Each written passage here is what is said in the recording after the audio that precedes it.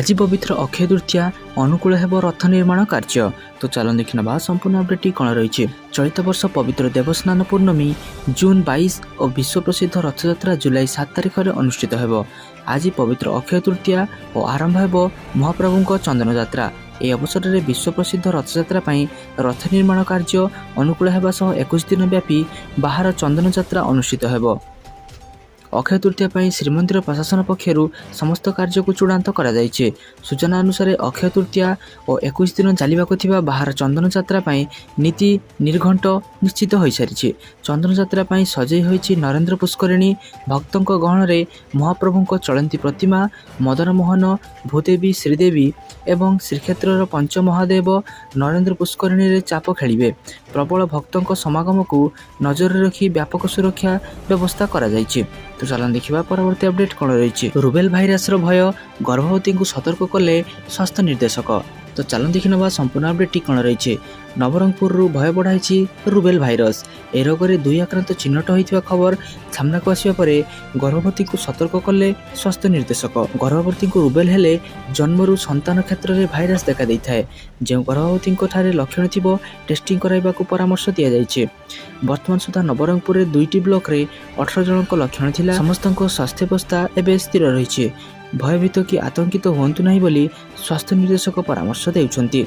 तो चलन देखिए परवर्ती अपडेट कौन रही। 19 जिला को जारी है येलो वार्निंग। तो चलन देखि नबा संपूर्ण अपडेट कौन रही। सूचना अनुसार ट्विन सिटी रे 40 डिग्री तले रहिबो पारद। अपराह्न घड़घड़ी सहित वर्षा सांग को 40 ରୁ 50 किलोमीटर बेगर पवन बहबार संभावना रही। समुद्र जलीय बाष्पूर्ण वायु स्थल भाग को आसुवा जो वर्षा होउछि सूचना देइछि आंचलिक पाणीपाग केन्द्र। अन्य पक्षरे मयूरभंज, भद्रक, जाजपुर, केन्द्रापड़ा आदि स्थान में प्रबल वर्षार संभावना रही। आज बालेश्वर, मयूरभंज रे 30 ରୁ 40 किलोमीटर बेगर पवन बहबा सह वर्षा होबार संभावना रही। से 10-11 तारिख यही समस्त जिला को येलो वार्निंग जारी करा जायछि। तो चलन देखिबा परवर्ती अपडेट कौन रही। मोदी गस्त पूर्व चलचंचल राजधानी सुरक्षा स्थित जांच कले ब्लैक कैट कमांडो। 11 तारिख में 13 जिले में जनसभा। तो चलन देखि नबा संपूर्ण अपडेट कौन रही। आज 2 दिनिया ओडिशा गस्त रे आसुछन्ती प्रधानमंत्री नरेंद्र मोदी। आज संध्यारे भुवनेश्वर रोड शो करेंगे प्रधानमंत्री मोदी। राति 8 Modi rally BJP party office बाहरी बाणी विहार पर्यंत जीव। प्रधानमंत्री रैली पूर्व भुवनेश्वर पहुंची ब्लैक कैट कमांडो। सुरक्षा स्थितिर जांच कर ब्लैक कैट कमांडो राति राजभवन में रात्रि यापन करेंगे। यार परदिन अर्थात 11 तारिख में 3टी जनसभा सामिल हेबे। प्रथम सकाळ 9:30 में कंधमाल स्टाडियम पड़िया एक समावेश जोगदेवे। दिन 11:30 बलांगीर आयोजित साधारण सभा उद्बोधन देवे। दिन 1टाए बरगढ़ टोल गेट पड़िया मोदी विशाल जनसभा को संबोधित करेंगे। तो चलन देखा परवर्ती अपडेट कौन रही। 1000 ରୁ नहीं 2 लाख टंका पर्यंत देउछन्ती सरकार एही कार्ड रे करतु आवेदन। तो चलन देखि नबा संपूर्ण अपडेट कौन रही। जो माने एही स्कीम अधीन रजिस्ट्रेशन करती से माने 2 लाख टंका हठात बीमा कवर लाभ पाई थांते। एही योजना भारत सरकार को श्रम एवं रोजगार मंत्रालय द्वारा परिचित। जदि जने व्यक्ति एही योजना अधीन रे निज नाम रजिस्ट्रेशन करबा को चाहती तेबे तांको अनेक प्रकार सुविधा मिली थाए। एही योजनार लाभ किए पाइबे चलंतु जानि नबा। केंद्र सरकार को ई श्रम पोर्टाल रे पंजीकृत हेबा पई जने व्यक्ति असंगठित क्षेत्र में कार्य करने आवश्यक। घरे काम करुवा लोके, प्रवासी श्रमिक, कृषि श्रमिक, निर्माण स्थल में कार्य करुवा लोक इत्यादि समस्ते यही योजन सामिल हो पारे। यह सहित यह ध्यान देवा जरूरी जे आवेदनकारी ईपीएफओ किंबा ईसीआईसी सदस्य होगा उचित नुहे। चलते जाणी नवा योजनार लाभ विषय। जो माने एही स्कीम अधीन पंजीकृत होती से 2 लाख टंका दुर्घटनाग्रस्त बीमा कवर लाभ पाई थांती। जदि कौन श्रमिक दुर्घटना मृत्युवरण करती तेज परिवार को 2 लाख टंकार बीमा कवर मिलता है। जदि दुर्घटना हेतु आंशिक अक्षमता थाए तेबे से किंबा तांको परिवार 1 लाख टंका पर्यंत बीमा कवर सुविधा पाई थांती। सरकार आकलन अनुसार वर्तमान पर्यंत देशर 28 कोटी श्रमिक ई श्रम पोर्टाल रे पंजीकृत कर सारी निजर नाम। जदि आपणकर एपर्यंत ई श्रम कार्ड होई नाही तेबे आपण तुरंत जाई निकटस्थ सीएससी केन्द्र रे जोगाजोग करी यार संपूर्ण विज्ञप्ति जानि परिबे एवं एहा को आवेदन मध्य करि परिबे। तो चलन देखि नबा परवर्ती अपडेट कौन रही। प्रथम ରୁ 8ମ श्रेणी पर्यंत पिलांको गणित पाठ सहज पाई विकसित है पीबीएफ। यह व्यवहार करने को समस्त डीईओ को निर्देश देले ओएसईपीए। तो चलन देखि नबा संपूर्ण अपडेट कौन रही। छात्र छात्री गणित पाठ को सहज साध्य करने राज्य सरकार एक बड़ पदक्षेप ग्रहण करिसेंती। एक ऐप प्रस्तुत करा बेले उक्त ऐप रे थिबा गेम माध्यम पिला माने सहज गणित पाठ बुझी पारिबे। अक्षर फाउंडेशन तरफ एक फ्री गेम फाइड गणित विषय ऐप बिल्डिंग ବ୍ଲକ ବିକଶିତ କରାଯାଇଛି। ପ୍ରଥମରୁ ଅଷ୍ଟମ ଶ୍ରେଣୀ ପର୍ଯ୍ୟନ୍ତ ଥିବା ଗଣିତ ପାଠ୍ୟପୁସ୍ତକର QR କୋଡ୍ ସହିତ ଏହି ଆପ୍କୁ ସଂଯୋଗ କରାଯାଇଛି ଓ ଦୀକ୍ଷା ଆପ୍ରେ ମଧ୍ୟ ଆପଲୋଡ଼ କରାଯାଇଛି।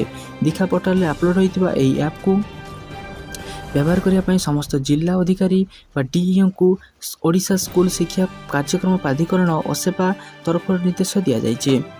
ପ୍ରଥମରୁ ଅଷ୍ଟମ ଶ୍ରେଣୀ ପର୍ଯ୍ୟନ୍ତ ଗଣିତ ପାଠ୍ୟପୁସ୍ତକରେ ଦିଆଯାଇଥିବା QR କୋଡ୍ ଜରିଆରେ ଏହି ଆପ୍ ବ୍ୟବହାର କରିବାକୁ କୁହାଯାଇଛି। ଗୁଗୁଲ ପ୍ଲେ ଷ୍ଟୋରରେ ମଧ୍ୟ ଏହି ଆପ୍ ଉପଲବ୍ଧ ରହୁଛି। ତ ଚାଲନ୍ତୁ ଦେଖିବା ପରବର୍ତ୍ତୀ ଅପଡେଟ୍ କ'ଣ ରହିଛି। ଆଜି ଅକ୍ଷୟ ତୃତୀୟା, ଜାଣନ୍ତୁ କେତେ ରହିଛି ସୁନା ଦର। ତ ଚାଲନ୍ତୁ ଦେଖି ନେବା ସମ୍ପୂର୍ଣ୍ଣ ଅପଡେଟ୍ଟି କ'ଣ ରହିଛି। ଆଜି ଅକ୍ଷୟ ତୃତୀୟା, ଏହାରି ମଧ୍ୟରେ ସୁନା ଦରରେ ପରିବର୍ତ୍ତନ ହୋଇଛି। ଭାରତର ପ୍ରାୟ ସମସ୍ତ ଅଞ୍ଚଳରେ ଅକ୍ଷୟ ତୃତୀୟାରେ ସୁନା କିଣିବାର ପରମ୍ପରା ରହୁଛି। ଏଥର ଗ୍ରାହକଙ୍କ ପାଇଁ ରହିଛି ଖୁସି ଖବର, କାରଣ ସୁନା ମୂଲ୍ୟରେ କମିଛି। ଆଜି ଭାରତରେ 22 କ୍ୟାରେଟ୍ ସୁନା ମୂଲ୍ୟ 100 ଗ୍ରାମରେ 100ରୁ 66,150 ଟଙ୍କା ହ୍ରାସ ହୋଇଛି। ଏବେ 100 ଗ୍ରାମ 22 କ୍ୟାରେଟ୍ ସୁନା ମୂଲ୍ୟ 1,000ରୁ 6,61,500 ଟଙ୍କା ହ୍ରାସ ପାଇଛି। ଆଜି ରାଜ୍ୟର ରାଜଧାନୀ ଭୁବନେଶ୍ୱରରେ 24 କ୍ୟାରେଟ୍ ସୁନାର ଦର 72,270 ଟଙ୍କା ରହିଥିବା ବେଳେ 22 କ୍ୟାରେଟ୍ ସୁନାର ମୂଲ୍ୟ ଆଜି 10 ଗ୍ରାମ ପିଛା 66,150 ଟଙ୍କାରେ ପହଞ୍ଚି ଯାଇଛି। ତ ଚାଲନ୍ତୁ ଦେଖିବା ପରବର୍ତ୍ତୀ ଅପଡେଟ୍ କ'ଣ ରହିଛି। କାର୍ ଭିତରେ ବାୟୁରେ କର୍କଟ, ପ୍ରଶ୍ୱାସରେ ଯାଉଛି ବିଷାକ୍ତ ରାସାୟନିକ ଗ୍ୟାସ୍। ତ ଚାଲନ୍ତୁ ଦେଖି ନେବା ସମ୍ପୂର୍ଣ୍ଣ ଅପଡେଟ୍ଟି କ'ଣ ରହିଛି। ଏହି ଅଧ୍ୟୟନଟି ଏନଭାଇରମେଣ୍ଟାଲ ସାଇନ୍ସ ଆଣ୍ଡ ଟେକ୍ନୋଲୋଜିରେ ପ୍ରକାଶ ପାଇଛି। ସେଥିଲାଗି ବୈଜ୍ଞାନିକମାନେ 101 ଇଲେକ୍ଟ୍ରିକ୍ ଗ୍ୟାସ୍ ଓ ହାଇବ୍ରିଡ୍ କାର୍ ଭିତର ବାୟୁକୁ ପରୀକ୍ଷା କରିଥିଲେ। 2015ରୁ 2022 ମସିହା ମଧ୍ୟରେ ସେମାନେ ଏହି ପରୀକ୍ଷା କରିଥିଲେ। ପରୀକ୍ଷାରୁ ଜଣାପଡ଼ିଲା 99% କାର୍ରେ TCIPP ନାମକ ଫ୍ଲେମ୍ ରିଟାର୍ଡାଣ୍ଟ ଥିଲା।